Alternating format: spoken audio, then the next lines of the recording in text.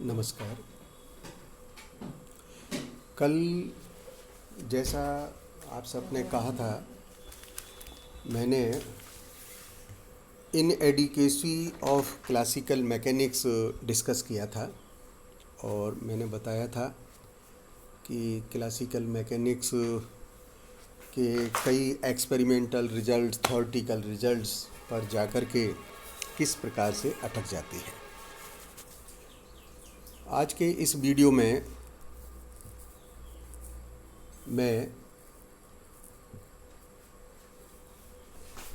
Origin of quantum physics पर आपको जानकारी दे रहा हूँ। तो कल जैसा मैंने आपको डिस्कस किया था कि मूलतः जो चिरसम्मत भौतिकी है न्यूटन के सभी नियमों पर आधारित है और इनके कारण हम कई तरह की गणनाएं, चाहे ग्रह है, तारे है, खगोलीय वस्तु है, उनकी व्याख्या उचित प्रकार से कर सकते हैं। कल आपको मैंने ये भी बताया था कि ये जो कुछ इंटरप्रिटेशन है यह नॉन रिलेटिविस्टिक लिमिट पर आधारित है, अर्थात जो मूविंग ऑब्जेक्ट है उसकी जो वेलोसिटी होती है वह वेलोसिटी ऑफ लाइट से काफ़ी कम है। न्यूटन्स लॉज के आधार पर, न्यूटन के नियमों के आधार पर लगभग 1900 तक matter and energy both are separate concept, दोनों अलग अलग अवधारणाएं थी और द्रव की गति कणों द्वारा अथवा ऊर्जा की गति तरंगों के द्वारा, जब ऊर्जा की गति तरंगों के द्वारा होगी तो उसमें संवेग का स्थानांतरण के द्वारा दिखाई गई। हम इस तरह के कुछ प्रमुख भाग पर विचार कर सकते हैं। फिजिक्स में एक भाग कह सकते हैं क्लासिकल मैकेनिक्स है, जिसके अंतर्गत हम किसी निकाय के अंतर्गत कण और पिंडों की गति को व्यक्त करते हैं। बेसिकली क्लासिकल मैकेनिक्स डील और interpreted macroscopic world.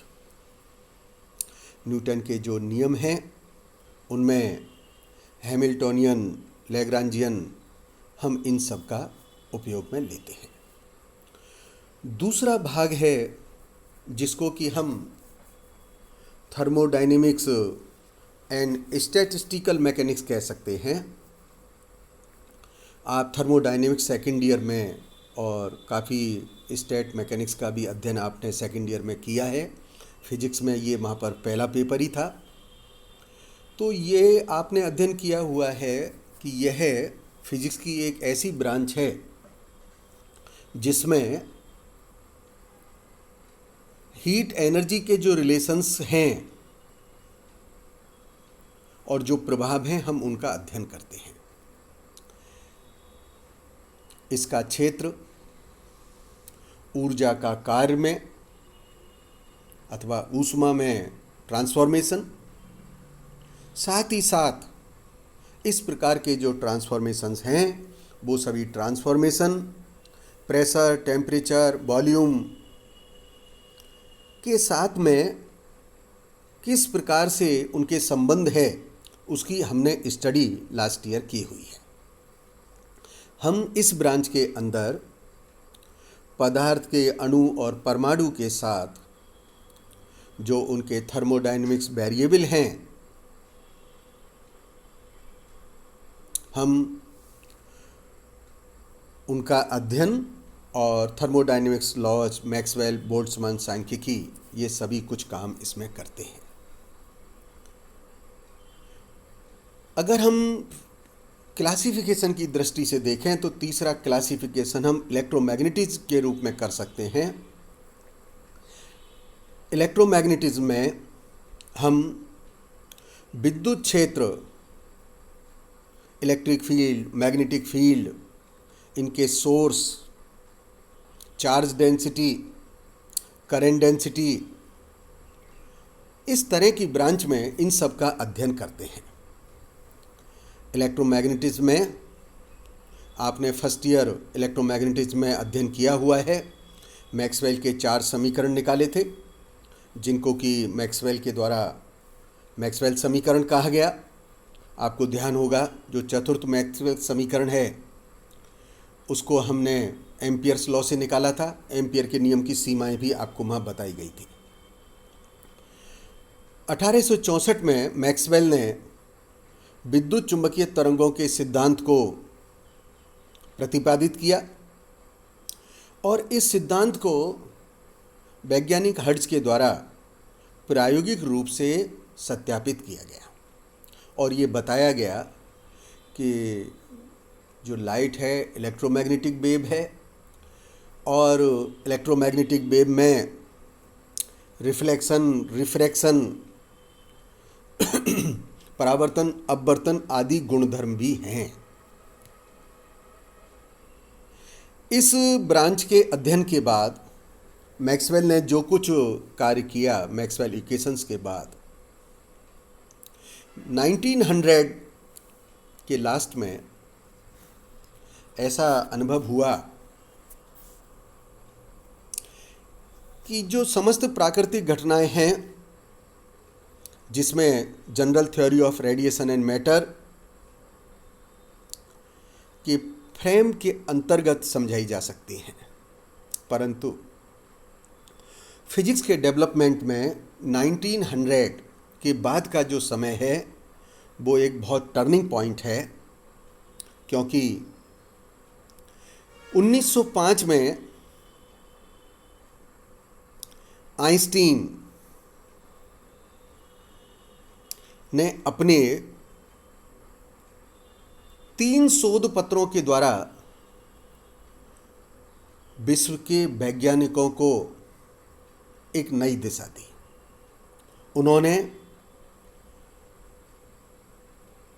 Theory of relativity की बात की, जिसमें उन्होंने बताया कि न्यूटोनियन मैकेनिक्स की जो वैलिडिटी है, यह validity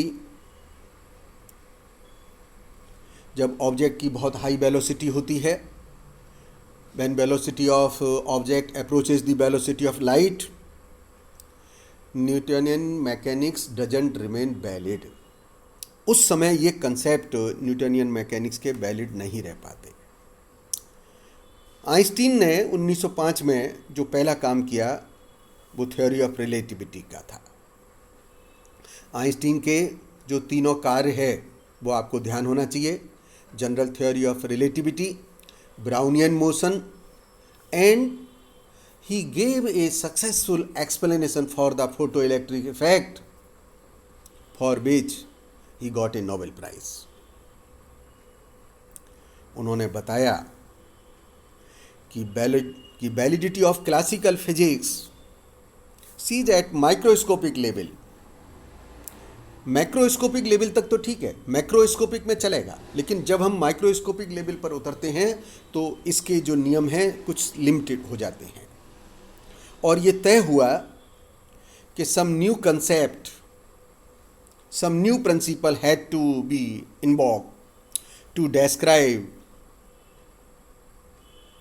several new features, something like that: structure of atom, molecules, interaction of light, black body radiations, atomic stability, atomic spectroscopy, photoelectric effect, Compton effect, Raman effect.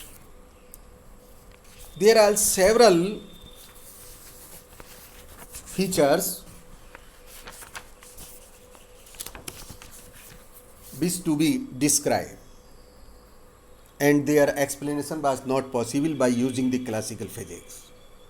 In this area, the first breakthrough, really, the first breakthrough came on 14 December 1900 when German physicist Max Planck introduced the concept of quantum in the energy.